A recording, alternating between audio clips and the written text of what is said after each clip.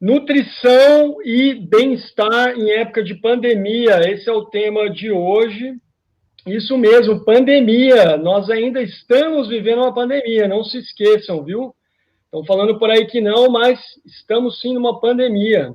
E para falar desse assunto, convidamos quem? A tia do Mário? Isso, Opa! Ela é muito mais do que isso. Ela começou com processamento de dados, estudou física, fez pós-graduação em biotecnologia, bioquímica. É Eliane Tagliari, nutricionista e doutora da Universidade Federal do Paraná. Seja bem-vinda. Obrigada. E como entrevistador, temos a presença do ilustre sobrinho da Eliane.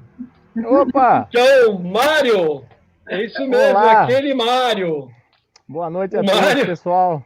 O Mário, que é um dos cabeças do Ciência no Bar, literalmente, fundador do Ciência no Bar e também entregador de gás, viu? Se vocês precisarem, ele está fazendo um bico aí de entrega de gás. Pode contar com ele. Florianópolis, Pato Branco, a ponte para entrega de gás. Pode chamar também, estamos fazendo isso. É isso aí, gente. Não fujam da quarentena. Sejam bem-vindas, sejam bem-vindos. Bom, antes de começar, Mário, você gostaria de explicar um pouco como é que funciona aqui hoje? Claro, eu vou ser bem rapidinho, não vou tomar o tempo, porque eu quero que a Eliane hoje fale. Vou fazer uma licença poética, entre parênteses. Vou chamar ela de Eliane, mas sim, ela é minha tia. Então, Eliane, hoje vai ser até o fim da apresentação dessa maneira. Mas como que funciona o Ciência no Bar online? Pessoal, nós estamos com a conta aqui no YouTube aberta para perguntas. Então, conforme for rolando o nosso bate-papo, vocês fiquem à vontade para fazer qualquer pergunta com relação ao tema. E eu, o Pablo, iremos mediar as perguntas, enquanto isso a palestrante, que é a Eliane, vai respondendo a vocês. Tudo bem?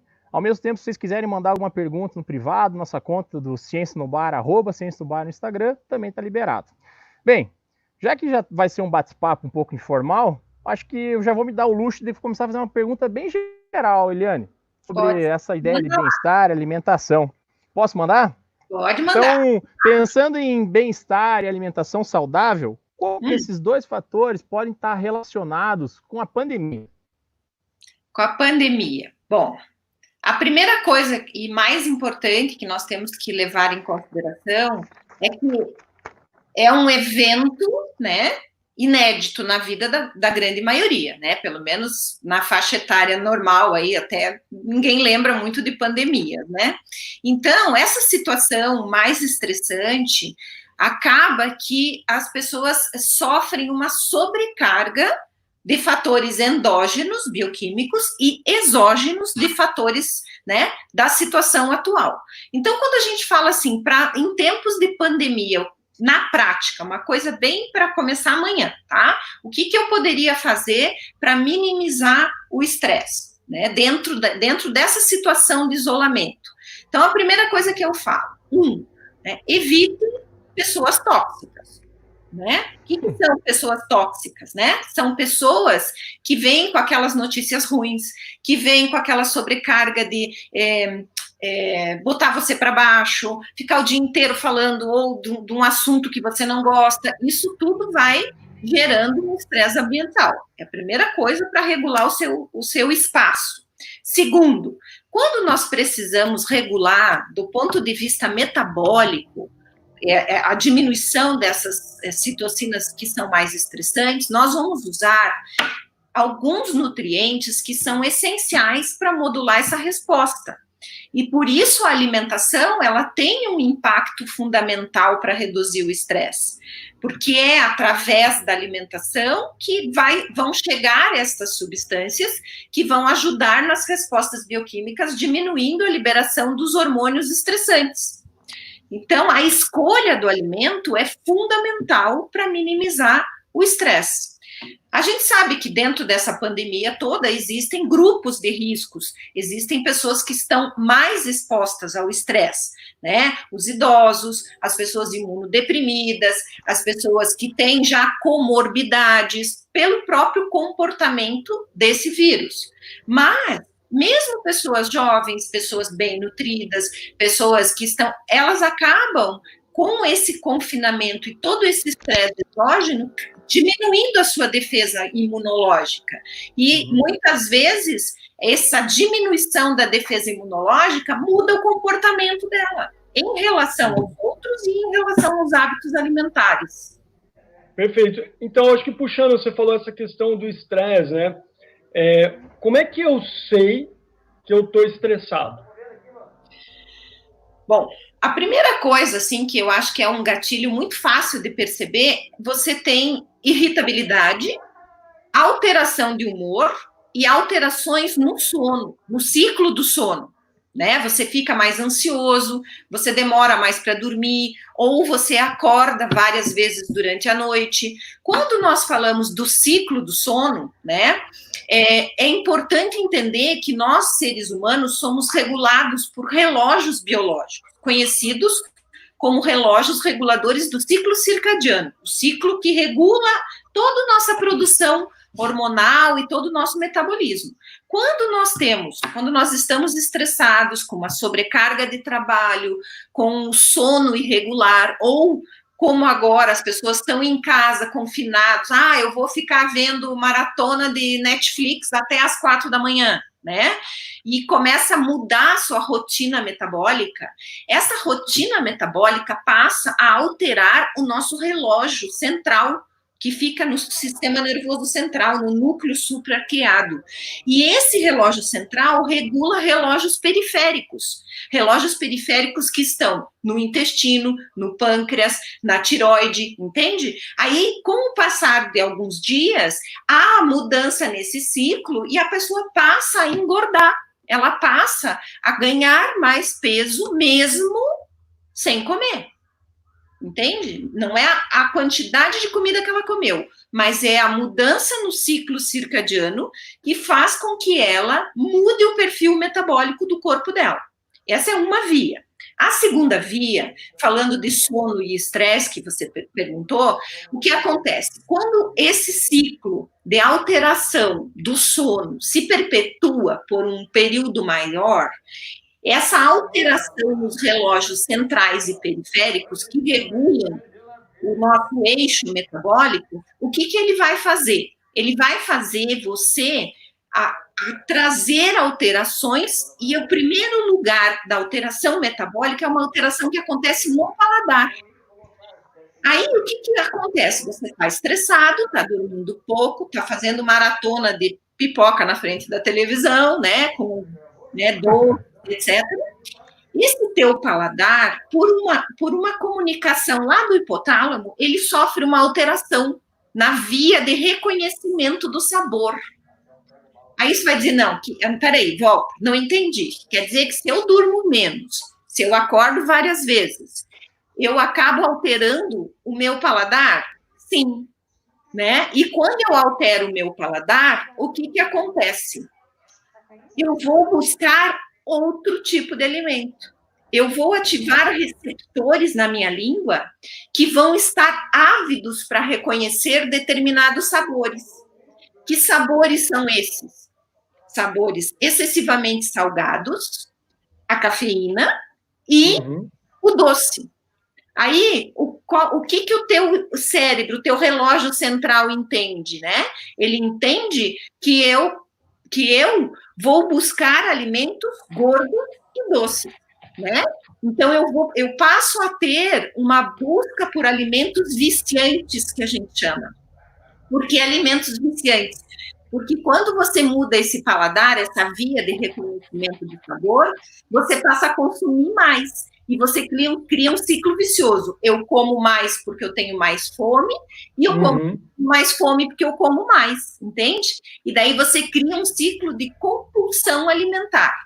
Essa compulsão alimentar, como o ciclo, ela teve origem lá no ciclo circadiano, que regula os relógios, tanto central quanto periféricos do corpo, o que acontece? Ela passa a alterar os relógios periféricos. Quem são os relógios principais? O nosso intestino e o nosso pâncreas. Por isso, quando a gente tem alteração por estresse no ciclo circadiano, que leva a alteração no sono, o que acontece com o paciente? Obesidade, hipertensão e diabetes.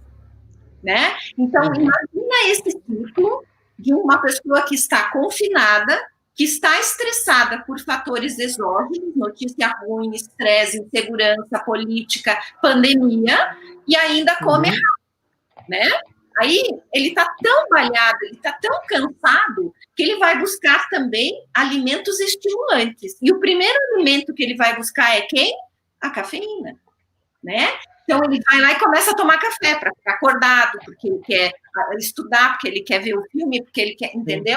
E daí ele começa a desequilibrar todo o eixo metabólico, porque ele já está consumindo alimentos de high fat diet, né, com muito mais gordura, com muito mais açúcar, com muito mais carboidrato, e ainda ele vai buscar um estimulante, ou é a cafeína ou o álcool. Sim. Eliane, se for a... Oi. Você quer fazer uma pergunta? Pode perguntar.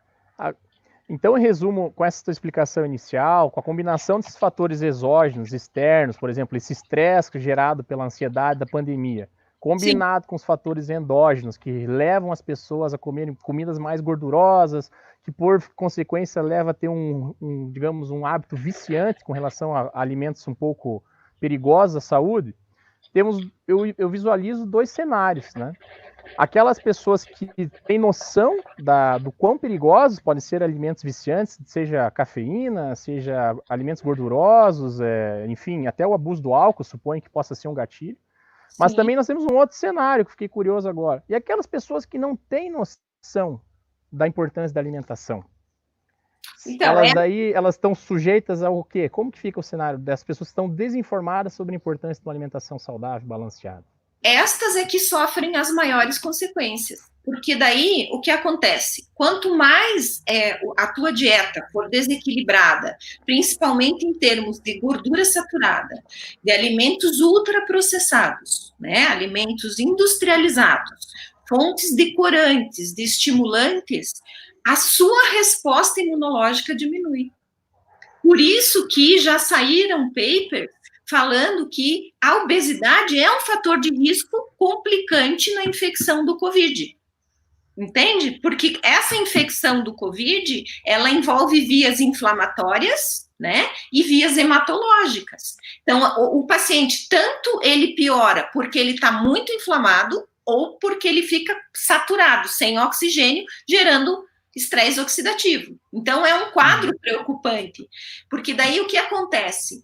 A gente vem batendo muito nessa tecla em relação à qualidade da alimentação, né?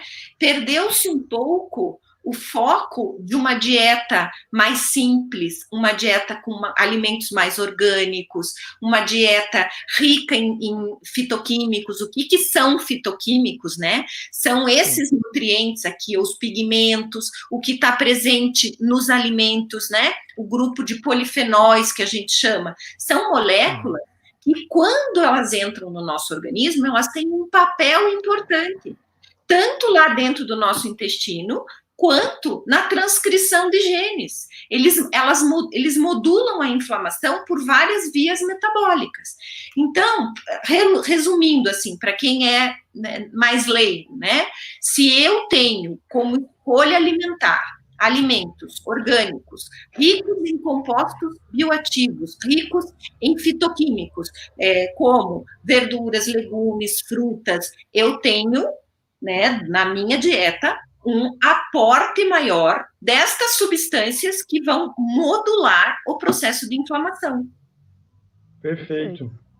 Ótimo. Então, a gente tem uma pergunta que vai um pouco agora dessas soluções, né? Que a gente já vê que a gente começa a entrar dentro dessa bola de neve, né?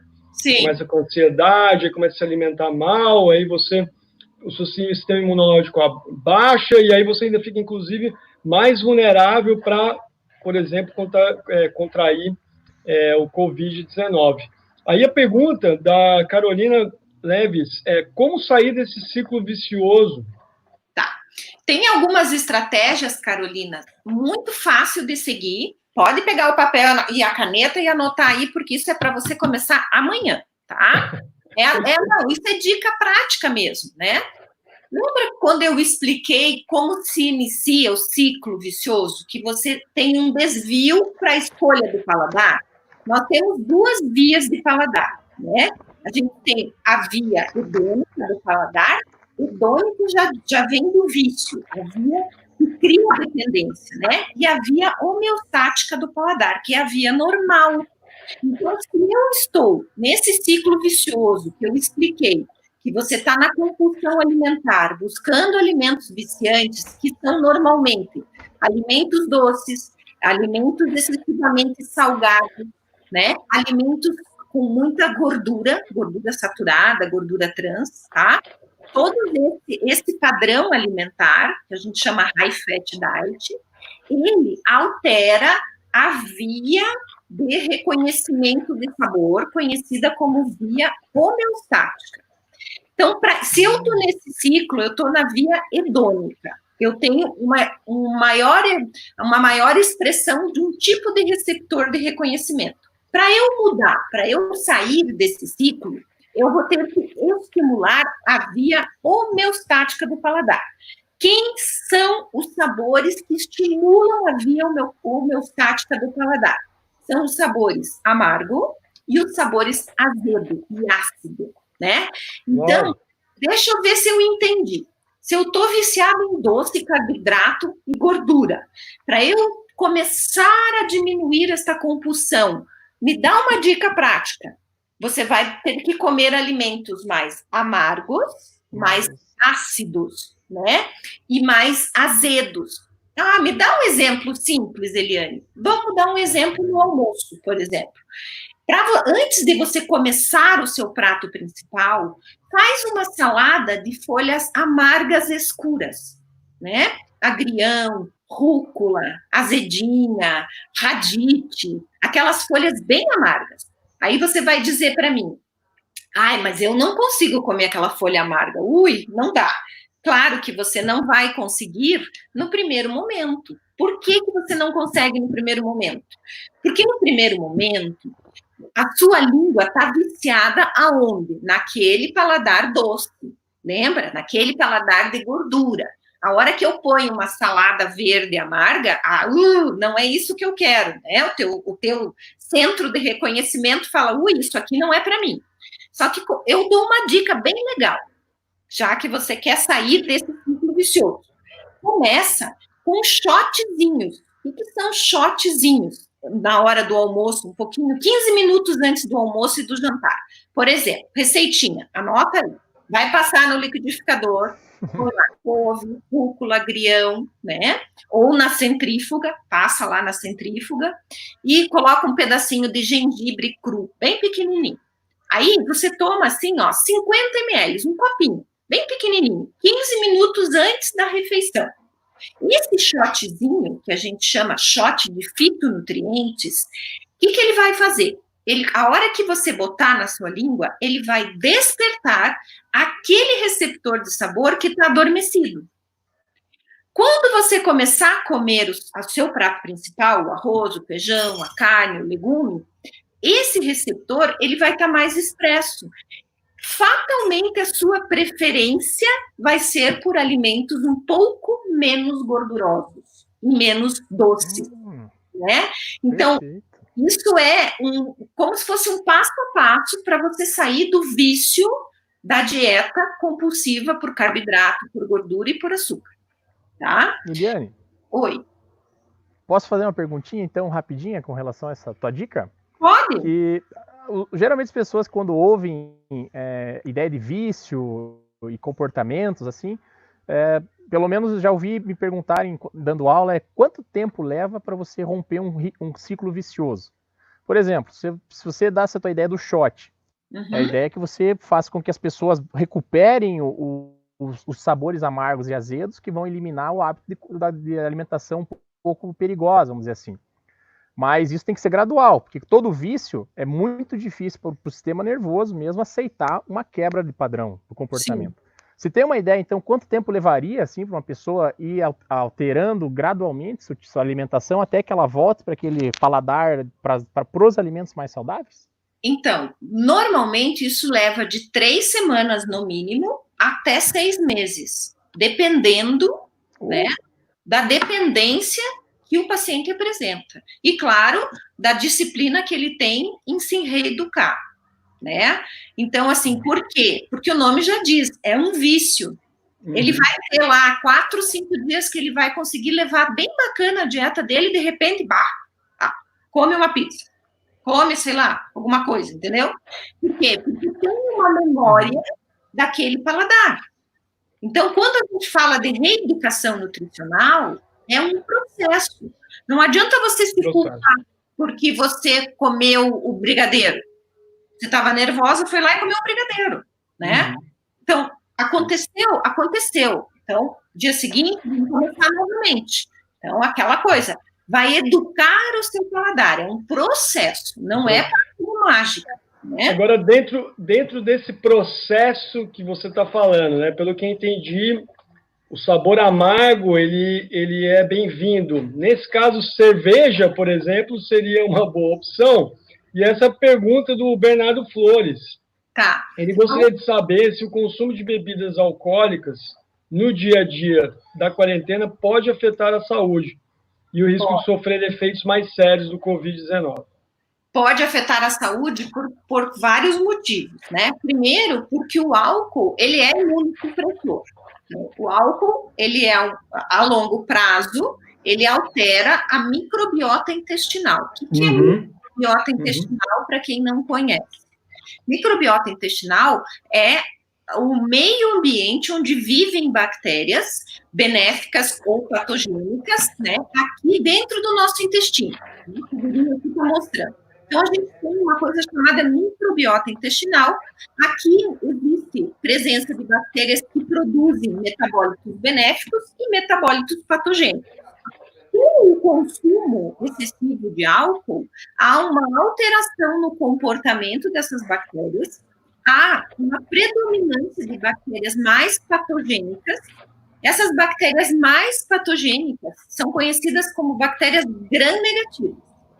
Essas bactérias gram-negativas, elas têm como, na sua superfície, assim, ela tem um fragmento que é constituído de lipopolissacarídeos, que a gente chama LPS. Quanto maior a simbiose, maior a presença dessas bactérias que tem esse fragmento. Então, a pessoa começa a usar álcool todo dia, ela acaba, né, diminuindo a proporção de bactérias benéficas e aumentando a proporção dessas bactérias, que são bactérias mais pró-inflamatórias. Essas bactérias liberam este fragmento. Este fragmento, conhecido como LPS, ele acaba saindo, porque é muito pequenininho, ele sai do nosso intestino via, né, sistema portal linfático, e ele vai aonde? Ele vai atacar o nosso fígado. Daí, muitas das causas da esteatose hepática não alcoólica ou alcoólica vem da onde? Vem do intestino. Então, se eu estou estressado, estou de quarentena, estou comendo errado, estou jogando um monte de alimento que está alterando a minha microbiota, e ainda o consumo da bebida alcoólica todos os dias, eu aumento a predisposição a desequilibrar esse microambiente. Desequilibrando o microambiente, o que acontece? Uma maior infiltração desse LPS no tecido hepático. Aí, essa infiltração no tecido hepático começa a desencadear o que nós chamamos de inflamação hepática, intrahepática, lá dentro do fígado, né? E com o passar do tempo, o grau dessa inflamação vai evoluindo até evoluir para uma cirrose e levar realmente à falência do órgão. Em resumo, posso fazer uma pergunta, uma adendo? Em resumo, vocês estão ferrados aí, né? Eu acho que a lógica é, pessoal que está nos assistindo, não bebam, sei que o evento é Ciência no Bar online, né? Mas, né, a Eliane está nos trazendo fatos aí para explicar como que se desencadeia um processo até a esteatose e cirrose. Mas eu quero entrar justamente aí para não deixar em pânico nossos ouvintes. Esteatose, que eu lembre, é a clássica gordura no fígado, né? Isso. A pessoa acumula, né? Doença então, Eliane, só para deixar alcoólica, né? Então, eu queria perguntar para você, Eliane, que você explicasse para o pessoal quanto tempo leva um processo de esteatose hepática e, por consequência, se não for tratada, a pessoa continuar num ritmo aí meio pesado, até que quanto tempo levaria para um quadro de cirrose hepática? Só para deixar claro isso para o pessoal, por favor. Claro que tudo tem que se levar em consideração a individualidade bioquímica e genética de cada pessoa. Nem todos respondem da mesma maneira, certo? Existem estudos que falam que se você tem, desde lá do começo da colonização da sua microbiota, uma falta de Bifidobacterium, que são bactérias que são passadas para nós através do aleitamento materno, principalmente, você tem uma maior chance de responder melhor às injúrias do intestino. Você tem uma resposta imunológica inata um pouco melhor, tá? Então, vamos dizer que essa pessoa, que você citou o exemplo, quanto tempo que começou a usar, é uma pessoa que foi bem amamentada, que teve uma boa introdução alimentar, que bebe, mas não é uma coisa assim exagerada. Ele vai levar muito mais tempo do que aquele paciente que não foi amamentado, que teve uma introdução alimentar precoce, que teve intoxicações bacterianas importantes, tomou muito antibiótico. Então, essa pessoa já tem uma microbiota mais débil. Aí ela começa a usar o álcool, vai ser muito mais agressivo para ela do que aquele outro que veio com uma microbiota melhor. Então, essa resposta de tempo vai depender da individualidade bioquímica de cada um, né? Então, não dá para a gente dizer 1 ano, 2 anos, 10 anos, não dá, porque cada ser é único, né? Sim. Mas, assim, claro que o uso prolongado de álcool vai alterando a microbiota. E a pergunta da pessoa era sobre a cerveja, né? E ele falou o consumo da cerveja em si. A cerveja, ela tem álcool. Só que a cerveja, ela também tem algumas leveduras, né? Saccharomyces, que fermentam a cerveja, que em pouca quantidade até se torna levemente benéfica para a microbiota, né? Então, se é uma cerveja de fermentação natural, uma cerveja que passou por um tempo de maturação adequada, ela não faz, assim, tanto mal para a microbiota quanto uma cerveja que teve esse processo quimicamente acelerado. Muito bem. Então, perfeito. Bom, Bernardo, você pode voltar a fazer cerveja em casa, tá? E aí, quando a cerveja estiver pronta, você chama a gente. Isso aí. Bom, ter uma pergunta aqui um pouco anterior da Bárbara. Ela questiona um pouco essa questão. Bom, uma das soluções é a prática de exercícios físicos, né? A importância disso, né, para manter, inclusive, a imunidade. Agora, a gente está numa situação de quarentena, né? De alguma forma, alguns lugares estão voltando a abrir, o que é um pouco bastante controverso. A pergunta é, bom, como é que a gente pode resolver esse problema da questão de fazer atividade física, uma vez que muitas pessoas não têm a oportunidade de ter, por exemplo, um espaço para isso, ou um jardim, ou ter uma rua para sair andando, enfim. O que você acha que pode ser uma recomendação? Eu indico sempre, se você já é praticante de atividade física, já tem uma série de musculação, já tem uma coisa que você sempre fez, que o teu personal passou para você, você pode repetir isso em casa, claro, adaptando para aquele ambiente, né? Se você não tem uma orientação, hoje, mesmo na mídia, na net, nós temos muitos aplicativos de exercício, de yoga, de meditação, de coisas que ajudassem a meditação sairia um pouco, mas da prática das posturas, né, pilates, alguns exercícios que você poderia adaptar para fazer na sua casa. Mas eu não tenho nada disso, nunca fiz, não conheço, não consigo fazer exercício sozinha. O que eu faço? Né? Bom, vamos adaptar o que é possível dentro de uma quarentena. Por exemplo, você mora num edifício, certo? Você pode descer as escadas e subir as escadas. Você não está na rua, não está se expondo, né? E você está queimando calorias, você está gastando energia de uma certa forma, né? Ou você pode optar por fazer a sua prática, que você já conhece, é outra função. Ah, mas eu não tenho escada. Eu moro em casa, não posso sair na rua porque eu estou confinada. Então, bem-vindo ao clube, né? Como eu digo, vamos usar o que temos. Eu posso, por exemplo, respirar concentradamente enquanto eu estou varrendo a minha casa, enquanto eu estou lavando a roupa, enquanto eu estou guardando as coisas, subindo, descendo, né? Eu vou pegar uma coisa no armário, eu subo numa escada de 2 andares, eu ponho lá no maleiro, daí eu desço, entendeu? Se você focar a respiração na tua atividade rotineira e prestar atenção naquele movimento, você vai estar fazendo, de certa forma, uma atividade física, né? Claro, isso tudo adaptado bem, de uma forma bem cotidiana, né? Vamos imaginar que você tem 3 crianças pequenas, para cuidar, para fazer comida, para lavar roupa, para dar atenção, você vai estar gastando caloria. De alguma forma você vai estar, né? Então, se tiver a opção de fazer um exercício orientado, né, que você já conhece, se no teu prédio tem uma academia de ginástica que você possa descer sozinhos para não cruzar com outras pessoas, né, aí tudo bem, mas se você não tem nada disso, a própria rotina de lavar roupa, limpar a casa, cuidar, você vai estar fazendo exercício. Muito bom. Só para, antes de passar para o Mário, só para avisar aqui o público que sempre está, as pessoas estão entrando e saindo, tem pessoas novas chegando, sejam bem-vindas, sejam bem-vindos. Fiquem à vontade, tá? A gente tem aqui as perguntas, vocês podem escrever aí no chat. Tendo pergunta, a gente passa aqui. Eu passo agora a bola para o Mário. Mário. Fala, Pablito. Segue o fio? Segue o fio. Quero seguir esse bate-papo com a Eliane sobre o exercício físico. E já que você deixou ali no fundo, a Eliane trouxe um slide sobre exercício como yoga e meditação.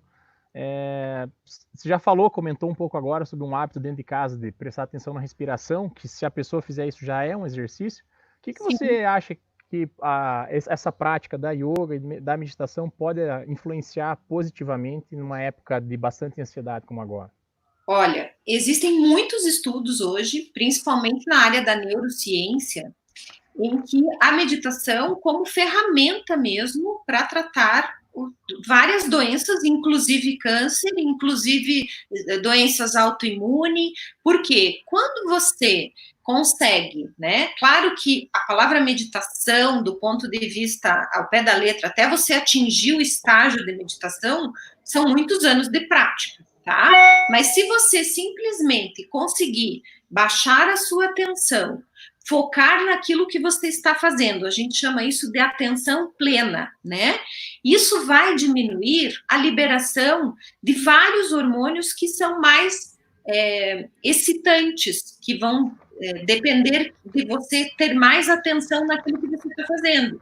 Então, é uma maneira de minimizar o estresse, quando você faz algo com atenção plena. Uhum. Tá?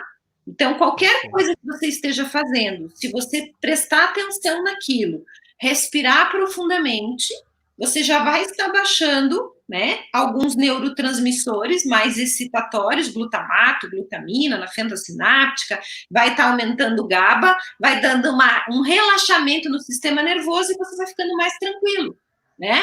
Então, vários estudos hoje estão usando a meditação até como terapia complementar de pacientes oncológicos, de pacientes terminais, entende? É um processo muito bem estudado, do ponto de vista, né, dentro da ciência. Então, inclusive com evidências, né, de que realmente tem diversos benefícios, né, tanto a meditação como yogas, essas práticas.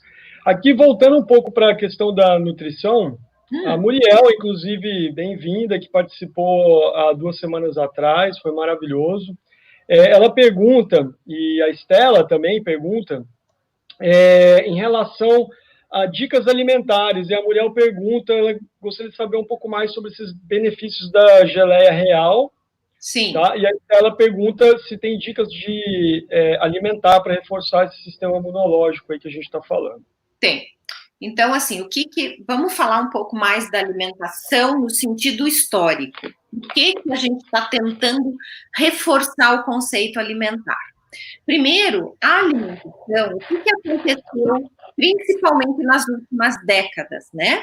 Houve uma perda da identidade local do nosso alimento. Houve essa globalização da informação do alimento e daí todo mundo começou a consumir tudo de todos, né? E muitas vezes, até por profissionais de saúde, recebe-se uma orientação para você consumir um alimento que nem é do seu país, não é da sua região. Esse alimento ele vai chegar para você com um custo econômico mais caro, uma dificuldade de encontrar, né? Às vezes até com um perfil fitoquímico um pouco inferior, porque ele foi colhido antes, ele ficou em câmara fria, entende? Há uma perda nutricional. Aí, o que a gente tem indicado para as pessoas para poder resgatar isso? Tentar consumir o máximo possível de alimentos locais, né? Da sua região. Né? Então, assim, o que é característico da sua região? Na minha região, a gente come brócolis, abacate, rúcula, agrião. Eu não como jabuticaba, não tem aqui, mas entende? Então, por que eu tenho que comer jabuticaba que vem lá do norte do Paraná, ou sei lá, do Nordeste, se eu moro na região sul, aqui é frio e não tem jabuticaba? Um exemplo, né? Então, o que a gente tem tentado passar para as pessoas? Busque uma alimentação que seja mais local, que seja mais orgânica e que seja mais fresca. O que é fresca? Menos processada, né? Então, vá para as feiras orgânicas. Ajude aquele produtor local. Aquele alimento que foi produzido aqui nessa região nossa, ele tem as características do nosso solo. Ele está adaptado para a adaptação climática dessa região. Então, ele vai trazer nutrientes e fitoquímicos que vão servir para nós que moramos nessa região. É como se a gente vivesse dentro de uma homeostase com aquele ambiente. Então, para você ter, né, na prática, um aporte maior desses fitoquímicos, qual é a grande sacada do dia a dia? Uma grande variedade. Quanto mais variada for a minha dieta, mais nutrientes eu estou trazendo para dentro do meu corpo, né? Então, com a industrialização, com a modernização da alimentação, o que aconteceu? O processamento industrial dos alimentos. Nós perdemos boa parte dos fitoquímicos. E fez com que a dieta ficasse muito pobre em nutrientes. Isso nos levou a um perfil de doenças crônicas que não existiam 60 anos atrás. Né? Então, puxa, Eliane, então, deixa eu ver se eu entendi. Para eu garantir esses fitoquímicos, eu tenho que comer diferentes tipos de fontes de fitoquímicos. Por exemplo, você vai fazer uma salada, você vai colocar rúcula, agrião, tomate, cenoura, brócolis, abacate, né? Na mesma salada. Quer dizer, numa única refeição, num único prato, você vai estar ingerindo magnésio, selênio, L-glutationa, brócolis que tem sulforafano, entende? Com um prato, você traz um aporte de fitoquímicos muito maior, né? Então, a ideia é que a gente coma mais diversidade. Quanto mais diversa for a nossa refeição, a garantia que esses nutrientes vão estar presentes é maior. Quantas vezes você pergunta para as pessoas, você come que tipo de salada? Alface e tomate. Sendo que alface nem era da nossa cultura. Entendeu? Então, muitas vezes você deixa de comer, por exemplo, uma azedinha ou um dente de leão que nasce que nem mata lá na grama, com muito mais fitoquímicos, e vai comprar um alface. Que são essas punks, né, que a gente chama, né? Então, por assim... exemplo. Oi. Não, você está falando dessas plantas que são regionais, que às vezes a gente nem está acostumado com aquelas punks, né? Plantas convencionais, não alimentícias não convencionais. É isso mesmo, né? Nós temos várias punks, com várias ações, vários estudos com punks já mostrando o perfil de fitoquímicos nessas plantas infinitamente maior do que as convencionais. Então, nós precisamos quebrar o tabu de buscar alimentos na natureza, né? Porque a gente ficou muito naquela zona de conforto. É alface, é brócolis, é tomate, entendeu? Você não busca nada diferente disso. E não pode. Né? Então, Liliane, posso fazer um comentário? Pode. Você comentou sobre a importância da alimentação orgânica e de variar o máximo possível, né, dessa alimentação para aumentar aí a quantidade de fitoquímicos, é isso, né? Isso. E o Pablo agora jogou a ideia dos produtos alimentares não convencionais, né? As punks, vamos dizer, as plantas alimentares. Aí eu queria fazer um porém, que você está citando vários exemplos de alimentos que são saudáveis, inclusive os orgânicos, mas existem também alimentos que são taxados como saudáveis, vendidos, que são grandes armadilhas. Justamente pelo fato da produção orgânica ser baixa e a produção não orgânica vir carregada de agrotóxicos. Você pode citar algum exemplo desses tipos de alimentos que podem enganar o consumidor, que busca uma alimentação saudável, ou às vezes come sem nem saber? Eu acho assim, né? Vamos ser bem honestos em relação à questão agrotóxicos, né? Nós temos, infelizmente, né, nós estamos expostos a uma carga tóxica diária muito alta, por várias vias, né? Seja pelo ar, seja pela água, seja pelos alimentos. Então, nós temos necessariamente essa carga tóxica chegando e nós vamos ter que dar conta dela, tá? Então, quando a gente pensa, nós insistimos tanto na questão dos orgânicos, e eu falei agora há pouco, vá até o produtor, vá nas feiras orgânicas, conversa com o produtor, né? Evita aquele atravessador, porque às vezes, né, como não há uma fiscalização muito rígida, né, a fim da continuidade do selo do orgânico, às vezes eles conhecem, eles recebem até uma certificação, mas depois não conseguem manter a qualidade. Então, eu acho que quanto mais você se aproximar do produtor, vai direto na feira, conhece esse produtor, faz esse vínculo, né? Você vai estar ajudando a sustentabilidade local dessa comunidade produtora, e você vai estar, de certa forma, se protegendo dessa não fidelidade no processo de produção de orgânicos, né? E em relação aos agrotóxicos, nós temos vários artigos falando que os agrotóxicos realmente são extremamente deletérios para a saúde. Extremamente deletérios.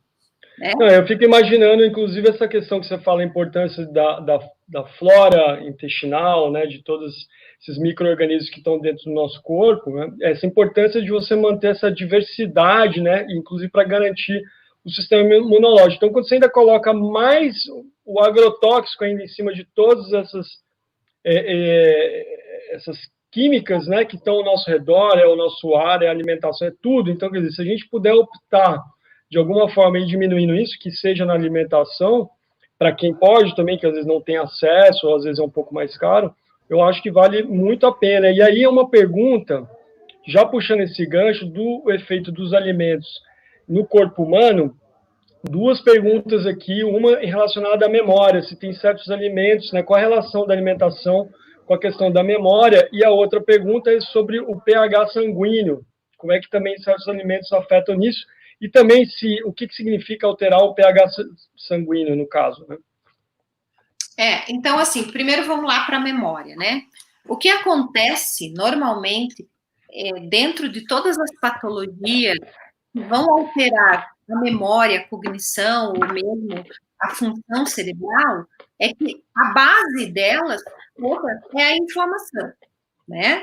Então, se eu tenho uma dieta que vem carregada de substâncias tóxicas, como agrotóxicos, metais pesados, xenobióticos, pesticidas e tudo isso, isso são fatores mais pró-inflamatórios, que fatalmente vão ser gatilhos para interromper ou provocar algumas alterações nas sinapses neuronais que vão impactar na formação da memória, tá?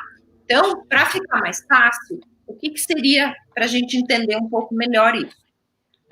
Se eu estou exposta a uma alta carga de xenobióticos, o que são xenobióticos? São substâncias que vêm de fora e alteram o meu metabolismo.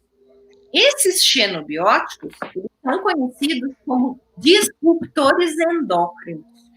O que é um disruptor? Ele desliga receptores importantes da informação. E daí o que acontece? Aquela reação que deveria acontecer para formar a memória não acontece, porque os receptores estão desligados.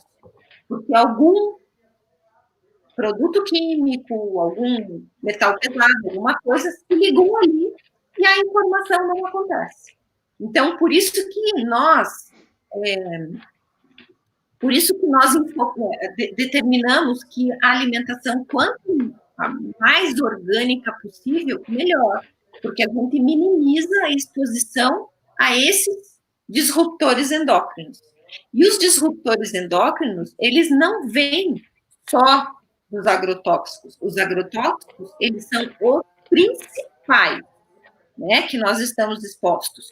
Nós temos, por exemplo, disruptores endócrinos nos plásticos, nos cosméticos, né, nas toxinas ambientais, nos poluentes, né, na poluição do ar, as partículas moleculadas do ar, né? Então, assim, agora em época de quarentena, até sai nas mídias sociais, olha, aqui em São Paulo o céu está azul, né? A gente viu um passarinho, não sei aonde. O que é isso? Diminuiu o quê? A exposição a essas partículas pesadas do ar, que na realidade são radicais livres e vão entrar no nosso metabolismo e por alguma via ou outra eles vão ocasionar uma alteração no metabolismo. Então, quando a gente pensa nesse ambiente tóxico que nós vivemos, todos esses disruptores endócrinos, eles levam a doenças neurológicas, diabetes, hipertensão, obesidade, né? Você já ouviu falar de ambiente obesogênico? O que é isso, né? Você vive num contexto que te engorda, mesmo sem comer. Por isso tem pacientes que eles fazem a dieta direito, não comem nada fora daquilo e não conseguem emagrecer. Porque ele vem de um ambiente obesogênico.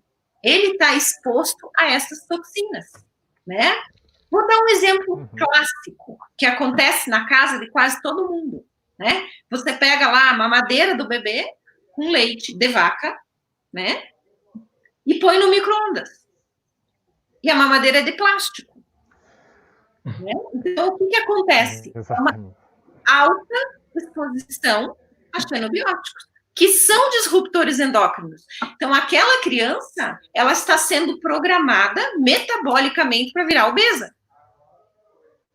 Sim. E é uma coisa que acontece em muitos lares diariamente. Ou você tirou lá do freezer o feijão que você vai cozinhar, que está congelado num recipiente plástico, põe lá no micro-ondas. O plástico é realmente uma discussão agora extremamente importante. Nós estamos sendo inundados de plástico, literalmente, né? Estão encontrando partículas de plástico até no ar do Alasca. Sim. Impressionante. Tudo, né? Então, você entende como é complexo isso quando a gente pensa nessa exposição a toxinas, né? Então, se eu tenho uma maneira de minimizar a exposição a toxinas através de uma alimentação mais orgânica, mais fresca, mais rica em fitoquímicos, eu vou minimizar muitos problemas de saúde da minha geração e das gerações futuras. E o caminho é aumentar a oferta desses compostos bioativos. Eu acho que você chegou a falar um pouco, desculpa, Mário, só puxando esse gancho, você chegou a falar um pouco desses suplementos, né? Aliás, até umas perguntas aqui do pessoal, né? Quais são esses alimentos? Talvez só falar bem brevemente, antes de eu passar a desculpa para o Mário, sobre talvez algumas dicas desses suplementos, né? Tá. O que tem se falado muito para sistema imunológico, né? Em termos de suplementos, tá? A curcumina, que vem da cúrcuma, né? É o extrato da cúrcuma. A quercetina, que vem da cebola. O zinco. A N-acetilcisteína, que ajuda no processo de detoxificação hepática. Vitamina D, vitamina A, vitamina C. Esse Sambucus nigra, que é conhecido como Edelberry, é uma erva que não faz parte da nossa cultura, mas também em forma de suplemento pode ser utilizado. O próprio chá verde, o resveratrol, o selênio, essa listagem de suplemento, isso é em forma de suplemento, mas vamos pensar em forma de alimento, fonte desses suplementos que tem estudos para melhorar a resposta imune, principalmente em relação à resposta viral, tá? A curcumina está presente na cúrcuma longa, naquele rizoma amarelinho que você pode comprar na feira orgânica, você pode comprar a cúrcuma já moída em pó, né? Então, a cúrcuma, ela tem inúmeros trabalhos que explicam como ela funciona como antioxidante, anti-inflamatório, antitumoral, antimetastásico. Então, é um alimento que ele precisa estar presente na nossa rotina. Ah, mas nós não temos o hábito da cúrcuma. Não, nós não temos. Mas por que quando você vai lá no restaurante indiano, você come lá a massala, aqueles temperos todos que tem muita cúrcuma, e você gosta, né? Porque são especiarias que vêm carregadas desses fitoquímicos, tá? Pimenta, cúrcuma, gengibre, são especiarias que ajudam a melhorar a resposta imune quando frente a vírus, né? Então, é importante colocar na nossa rotina. Ah, mas eu não gosto do gosto dela na comida. Eu posso fazer um chá? Pode. A cúrcuma, assim como o gengibre, eles são rizomas, né? Então, eles vão precisar passar pelo processo de decocção que a gente chama. O que é isso? Você vai colocar um pedacinho de gengibre, um pedacinho de cúrcuma na água fria e vai levar à fervura para fazer a decocção desse fitoquímico. E você pode tomar esse chá quente ou gelado. É um exemplo, tá? Quercetina, as melhores fontes de quercetina, cebola, alho, a cebola roxa, né? Cebola roxa tem uma concentração bem alta de quercetina biodisponível. Então, você pode consumir a cebola, né? Zinco, quantos alimentos? Carne vermelha, ostra, algumas oleaginosas, como castanhas, nozes, né? O selênio também presente na castanha do Brasil, que é muito fácil de você colocar na tua dieta. Vitamina D, infelizmente, né? Mais peixes gordurosos e suplementação. Quem tem oportunidade de tomar sol, deve tomar sol mesmo na quarentena. Vai para a sacada, desce lá no quintal, né, para poder sintetizar essa vitamina D. A vitamina A presente em vários alimentos também, ou mesmo vitamina A, vitamina C nas frutas cítricas, nas folhas verdes, o chá verde, que é o green tea, que eles chamam, o chá verde tem vários fitoquímicos, dependendo da parte da planta que é utilizada, mas o mais estudado é um fitoquímico que chama epigalocatequina galato, é um fitoquímico que tem ação anti-inflamatória, antitumoral, antialérgico. O chá verde tem uma ação antialérgica. Então, colocar como rotina, né, o uso desses chás não é muito difícil, você não precisa sair muito daquilo que você já faz, mas toma um chazinho de gengibre com anis, com erva doce, um chá verde, né? Come uma castanha, come um abacate, come frutas coloridas. Diga. Só um adendo. Como se chama esse anti-inflamatório, anti-alérgico, o quê? Epigalocatequina 3-galato. É o nome do fitoquímico. Jesus! E a gente encontra onde ele? No chá verde. No chá verde. Ah, bom. Então, aí, ó. Esse Ele é importante. o único presente no chá verde. Algumas empresas que manipulam matéria-prima têm ele em forma de extrato para manipulação, mas os estudos melhores foram feitos com a bebida mesmo e não com o suplemento. Bem, pegando a tua deixa do chá que você falou, tem alguns seguidores aqui que são meio bebuns e estão querendo saber se o tal do resveratrol tem no vinho. Tem no vinho, dependendo da variedade de uva, ele está mais concentrado ou menos concentrado, tá? Então, essa história do vinho causou uma polêmica aí dentro da comunidade científica, né? Porque o ano passado, com moderação. Saiu um paper dizendo que nenhuma dose era terapêutica, né? Então, aquilo que se preconizava, que uma dosezinha era terapêutica, então, ainda está na berlinda. A gente não pôs ele como vilão e nem como mocinho. Ele está em cima do muro até que novos artigos saiam para a gente dizer, ó, pode tomar ou não pode tomar. Mas eu vou fazer um adendo agora. Nós estamos, pensa bem, quarentena, estressado, né? Dentro de casa, tem toda a pressão interna e externa, né? Então, o que eu penso? A gente tem que pensar também no bem-estar. A gente tem que ter o equilíbrio. Então, aquela dosezinha para te relaxar, para você confraternizar, para você dar aquela, né? Vamos dizer assim, eu mereço. Um golinho, uma tacinha, não vai fazer mal. Isso até vai trazer o quê? Vai liberar endorfina pelo prazer. A endorfina é uma dopamina, né? E a dopamina vai melhorar a resposta imunológica, né? Então, eu acho que tudo na vida, tudo é equilíbrio, né? Não pode ser assim, um radicalismo total, nem para alimentação e nem para bebida. Claro que bebidas, o excesso de bebida destilada, o excesso de qualquer coisa vai deprimir o teu sistema imunológico. E a bebida, mais ainda, porque o álcool é um depressor do sistema nervoso central. Porém, em pequenas doses, num ambiente mais com fraternização, que eu digo, um ambiente mais relaxante, eu não vejo assim tão pecaminoso.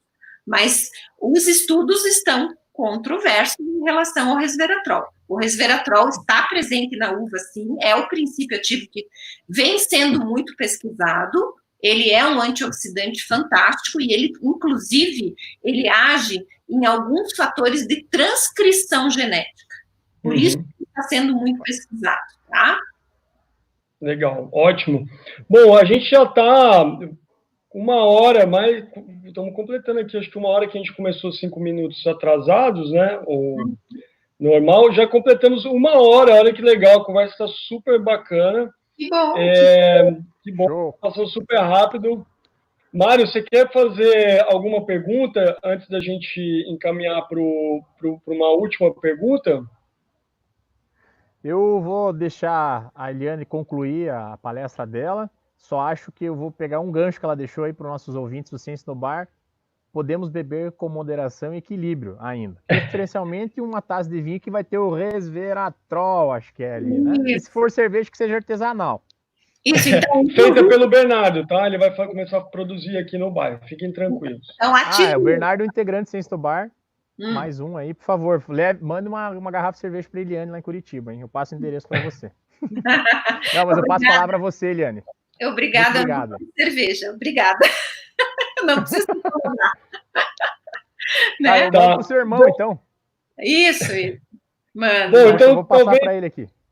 Talvez vou, então, puxar uma última, se a gente quiser continuar com a conversa, mas para a gente seguir uma linha de raciocínio. A gente está falando muito agora, passou aquela fase, né, de medo, agora é uma fase que a gente está realmente tendo que tomar atitudes no nosso dia a dia, e agora já está começando aquela discussão, né, a gente pensar o que vai ser daqui para frente, quais são as lições aprendidas dessa pandemia, embora eu acho que ainda está cedo para falar sobre isso, mas eu acho que é legal a gente já ter uma reflexão do que a gente espera, né, para esse mundo novo, que inclusive foi falado pelo Marco Mello, né, há 3 semanas atrás, O que você acha que vai ser esse mundo novo, pós-crise, pós-pandemia, em termos de alimentação e comportamento das pessoas? Bom, eu tenho uma visão, assim, bem específica sobre isso. Eu acho que depois desse momento, ninguém vai voltar a ser o que era. Ninguém. Nunca na história as pessoas vão se preocupar tanto com a sua saúde. Por quê? Porque elas foram pegas de surpresa. Entende? Elas se sentiram fragilizadas de uma forma que ninguém tinha experienciado. Então, vai haver uma busca pelo conhecimento da saúde. Hoje, se você colocar no Instagram, no YouTube, há uma demanda altíssima pelo conhecimento mais aprofundado da saúde, em qualquer nicho da saúde, né? Não estou falando só da nutrição, mas a nutrição é a porta de entrada para essa grande mudança de consciência, né? Porque o que as pessoas perceberam na prática, né? Confinadas em casa, né? Que elas vão ter que tomar um posicionamento para viver melhor, para viver mais e ter mais qualidade. Isso é fato. Mesmo que a pessoa não entenda nada de alimentação, não esteja preocupada com isso no momento, isso vai bater na porta dela. Ela vai ter que assumir a responsabilidade daquilo que ela come. Entende? Por quê? Porque o alimento é o nosso combustível, é a informação que a gente tem. Então, agora puxando um pouquinho para a física, que é outra paixão minha, né? Tudo no universo é informação. Antes de nós sermos matéria, nós somos energia, correto? Essa energia, ela vai se condensando, as partículas vão se agrupando, formando átomos, moléculas, né? Daí órgãos, sistemas e matéria, correto? Nós vemos aqui a matéria, a pele, né? Só que aqui é um acúmulo de elétrons que ficam circulando milhões de vezes, pulando dos seus spins e gerando informação. É só com o ser humano que acontece isso? Não, é com tudo na natureza. Então, quando você pega um alimento cheio de agrotóxico, um alimento processado, industrializado, embutido, uma salsicha, entendeu? Que energia vital tem nesse alimento? Entendeu? Que energia vital eu tenho? Nenhuma. Ou algo parecido com qualquer coisa menos energia. Se eu pego lá um alimento orgânico que foi colhido na época, que está fresco, que está cheio de energia vital da Terra, ele trouxe a energia eletromagnética da Terra. Então, além dele me nutrir como alimento, nutriente, caloria, ele vai trazer a energia vital para o meu organismo. E isso vai ser vital para a manutenção da espécie. Então, mesmo que a pessoa não entenda nada de nutrição, quando ela come uma alimentação assim, ela sente a diferença no ganho de energia. Ela fica mais disposta, ela está menos cansada, ela dorme melhor, ela emagrece, entende? Ela nem sabe o que está acontecendo de todas as reações bioquímicas e biofísicas, mas o produto final disto é um estado de saúde melhor.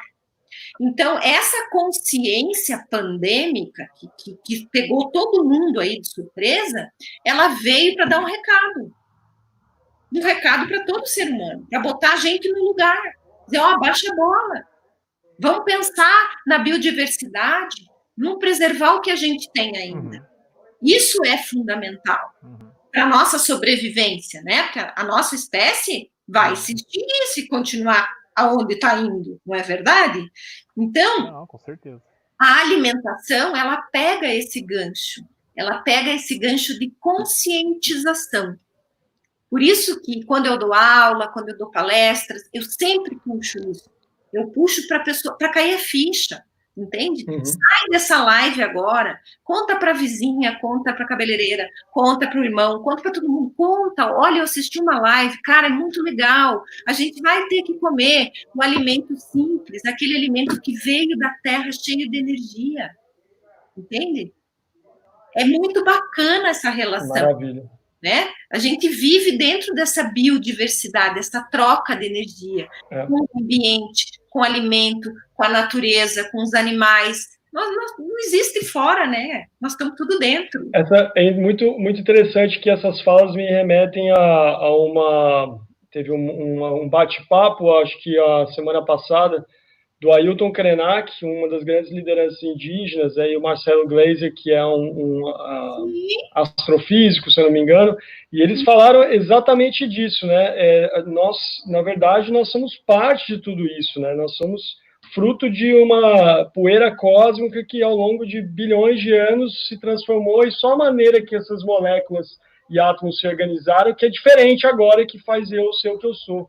Né? E isso tem muito a ver com o que você está falando da alimentação. Quer dizer, no final, eu sou o que eu como, né? Porque se eu como coisas que são saudáveis, que têm os elementos corretos, isso vai ser parte do meu corpo, do meu cabelo, do meu rosto, da minha pele, né? E o mesmo é verdade para quando eu como coisas que não são, né? Que, enfim, que têm toxinas. Exatamente. Então, nós, no final, somos o que comemos. Mário... Eu estendo um pouquinho essa tua fala, Pablo. Sim. Nós somos o que não somos apenas o que comemos, mas o que nós digerimos, metabolizamos e excretamos. Entendeu? Porque essa parte que nós excretamos também vai voltar para nós depois, né? Então, se eu só como porcaria, se eu só como veneno, se eu só como agrotóxico, se eu só como produto químico, eu vou excretar o quê? Não é? Então, é muito bacana quando a gente consegue extrapolar essa visão para o macro.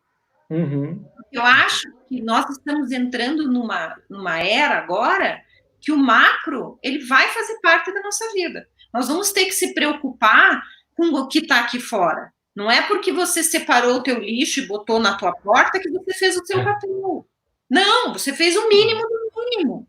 Entende? Então, essa consciência ecológica, essa questão de ampliar o nosso horizonte para a nossa responsabilidade para nutrirmos tanto de alimento quanto de informação, quanto de atitudes, não tem mais volta. Essa pandemia veio para lembrar a gente que nós somos quem somos? Nada nesse universo. Nós não somos nada, nós somos apenas produto do meio. Ponto. Mário, você quer fazer mais alguma intervenção? Não, acho que já trocamos uma ótima ideia. A Eliane concluiu de maneira fenomenal. Eu tenho uma mesma visão sobre isso. Inclusive, discutimos com o Marco Mello há 3 semanas sobre essa ideia que, em tese, leva ao macro, né? Onde, muito possivelmente, uma consequência da saída dessa crise é deixar de lado o individualismo e analisando o macro, deixando de lado esse individualismo, pensando como um todo. Eu acho que se as pessoas derem um passo para trás e refletirem sobre as consequências da crise, teremos talvez um mundo mais otimista aí, apesar passando essa pandemia. Esperamos que seja assim. Mas eu só tenho a agradecer pela sua conclusão final, Eliane. Imagina. E eu hoje, inclusive, me perguntaram, num outro evento que eu estava, uma outra live, me perguntaram sobre a questão pandemia, né? Como que eu via isso? Eu vi isso como um sinal, assim, tipo, olha, vamos, né, ajustar as coisas, porque senão nós vamos ter que aprender a conviver com essas alterações, entende? Porque elas estão aqui. Nós estamos colhendo aquilo que foi jogado, a informação que foi jogada ali. E se nós não mudarmos a atitude, vai vir outra, vai vir outra, vai vir outra, e vão vir ciclos de pandemias. Até a gente entender, né? Então, muito bom. Bom, temos vários comentários aqui agradecendo as suas explicações. O pessoal também falando aqui da importância da medicina oriental, dos conhecimentos tradicionais, né, através da medicina oriental, dos saberes indígenas, né? Então, realmente, a gente repensar, né, o que somos, né, qual é o nosso papel aqui dentro desse planeta, dentro desse universo. Talvez a gente tenha que resgatar isso, né, através desses conhecimentos tradicionais aí, que estão cada vez sendo mais marginalizados aqui no nosso país e que talvez eles possam trazer grandes ensinamentos para a gente poder entender o nosso papel nesse planeta, né? E poder superar essa crise. Uma figura que faz a gente pensar. Coloca lá para encerrar, que eu acho que as pessoas vão entender melhor onde a gente está indo, né? Sim. Porque é muito importante essa consciência. Eu acho que, por isso que eu gostei muito e parabenizo vocês pela atitude, né? Então, veja, o que nós estamos olhando aqui, né? Os disruptores endócrinos, todos, né? Os agrotóxicos, né? Um solo pobre, um solo desmineralizado, o estresse, a privação de sono, levando a uma alteração metabólica, o bisfenol A, os xenobióticos dos plásticos, né? Os refrigerantes, quer dizer, aonde nós estamos evoluindo? E aqui as pandemias. Nós não vamos escapar das pandemias se nosso comportamento continuar o mesmo. Isso é muito importante entender, porque se nós fizermos mais do mesmo, nós não vamos ter resultado diferente. Né? Então, a imagem que fala mais até do que o que nós estamos falando, porque nós somos o produto de tudo isso. Como que você vai estar num ambiente se sentindo saudável se passa um avião com agrotóxico em cima da sua cabeça? Não é? Então, é difícil a gente realmente entender como nós vamos sair disso. Acho que nós temos que, como cientistas, como pesquisadores, né, a gente tem que começar a pensar vias alternativas de mudar o fim da história, né? Senão, não sei para onde nós vamos. Perfeito. Então, faça escolhas inteligentes, né? Não tenha a cabeça do que eu falo, né? Tenha a cabeça de gente saudável. Pense naquilo que você vai comer. Na hora que você for montar o teu prato, pensa ali que informação eu estou levando para dentro do meu corpo, né? Isso é bem importante. Começa a fazer isso amanhã, não deixa para a semana que vem. Isso é hábito. Você vai prestar atenção naquilo que você está comendo. Faça escolhas inteligentes, o resultado vai ser bom. Maravilha. Muito bem, muito obrigado. Realmente vários benefícios, não só diretos, mas indiretos também, né? Toda essa questão da cadeia de produção que você comentou. Então, realmente maravilhoso. Queria agradecer, Eliane, pela sua presença, tá?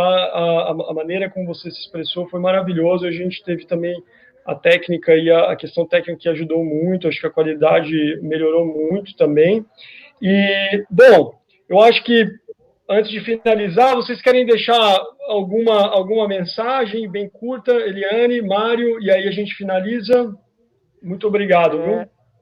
A minha mensagem, primeiro, é agradecer mais uma vez, Eliane, Tia Lica, muito obrigado aí por toda a apresentação, a didática, você é sempre fenomenal, né? Então, muito obrigado. E só para lembrar que essa nossa conclusão final, o Bernardo ali comentou quando que é nosso próximo evento, Pablo. E tem a ver com conhecimentos tradicionais. Você pode dar essa deixa aí para quem está nos ouvindo já para lançar nosso próximo Ciência no Bar, por favor? Olha, vou te falar que você me pegou de calça curta aqui. Eu estou fora do script, mas dia 7, vamos lá, você tem aí o... Dia 7, quem vai apresentar o próximo Ciência no Bar vai ser o Bernardo e a Carol, que são os integrantes da nossa equipe, e eles vão trazer uma liderança indígena que é o Dário, que eu me peço desculpa, espero que ele já me fale o sobrenome dele, que é uma liderança, e nós vamos discutir saberes tradicionais aqui, que, a princípio, Ciência no Bar está fazendo também uma parceria com a SBPC, e vai ser um evento aí nacional, onde grupos que têm ideias de divulgação de ciência vão todos participar em conjunto. Dário Copenau, muito obrigado, Carol. Copenau, exatamente. Ele vai participar e os moderadores serão o Bernardo e a Carol. Queria já deixar o convite aí para quem nos ouviu. E já vão ter os anúncios de Ciência no Bar aí anunciando esse próximo evento. Mas isso é só um informe. Espero, Eliane, que você possa participar aí, nos assistir. E, enfim, era só... Ele é a Carol complementou aqui, ele é uma liderança dos Yanomamis, tá bem? Tá. E, Eliane, passo a palavra para você de novo, obrigado. Pessoal que nos acompanhou, muitíssimo obrigado. Até o próximo Ciência do Bar. Pablo, parabéns aí pelo esforço na organização. Tia, Eliane, fica contigo aí a conclusão. Não tem problema. Olha, eu que agradeço. Eu espero, né, nesses poucos minutos aí, poder ter esclarecido as dúvidas das pessoas. É muita informação. A gente está num trabalho de formiguinha aí, levando a nutrição, ampliando esses conceitos para as pessoas, inclusive, abraçarem mais essa causa, né? A gente precisa resgatar as nossas nossas raízes alimentares, principalmente, né? Vocês vão ter essa live com saberes ancestrais, com o passar do conhecimento, né? Essa tradição, a gente precisa salvar a nossa história. Isso é muito importante, né? Isso vai liberar a nossa energia para as gerações futuras, né? Pensando do ponto de vista físico-quântico. Quando você honra a tua ancestralidade, os teus saberes, você libera as gerações futuras do karma que estava vindo, entende? Então, vamos trabalhar a educação, vamos divulgar a ciência, vamos ajudar as pessoas, né? Eu coloco aí meus contatos, quem quiser, pode mandar e-mail, pode entrar, me seguir no Instagram, eu respondo as perguntas. Eu acho que a gente precisa fazer uma corrente, né, de mudar e trazer informação para as pessoas mais facilmente. Sair lá da bancada e vir para a prática. E isso a gente vai ter uma resposta muito boa, vamos mudar a nossa história com certeza. E só complementando, vi um paper ontem, saiu um trabalho, um guideline, onde o Brasil ficou, foi em novembro de 2019, o Brasil ficou em primeiro lugar no mundo, tá? Em técnicas de sustentabilidade do solo. Tá? Então, é uma notícia boa. Nós estamos no caminho certo, nós podemos fazer a diferença, só que nós temos que fazer isso com responsabilidade. Então, o mundo todo está copiando algumas técnicas que nós já estamos aplicando aqui. Então, a gente tem que se unir, ser forte, né? Valorizar a nossa alimentação, a nossa cultura, a nossa maneira de viver, sem importar conceitos de outros lugares que não fazem parte da nossa tradição. Perfeito. E eu imagino, inclusive, que a Embrapa deve ter um papel fundamental nessa evolução científica, né, nessa área. Sem dúvida, a ciência brasileira nessa área dando um exemplo, né, e a importância mesmo de instituições, por exemplo, que nem a Embrapa. E falando nisso, dia 7 do 5, mês que vem, a gente tem, falando em ciência, a gente tem a Marcha pela Ciência. Eu imagino que vai ser um evento online, tá? E aí, para a gente encerrar, falando em corrente, se você gostou dessa entrevista, tá? Dá um joinha aí embaixo e aproveita e envia para quem você gosta, como a Eliane falou, divulguem, ela vai ficar aí à vontade. Vale a pena depois vocês repassarem para as pessoas que vocês gostam. Bom, esse foi o Ciência no Bar. Não fuja da quarentena. Nos vemos em breve. Mário e Eliane, muito obrigado, viu? Boa noite. Obrigada a vocês, boa noite. Beijão. Até uma próxima. Beijo. Tchau. Tchau.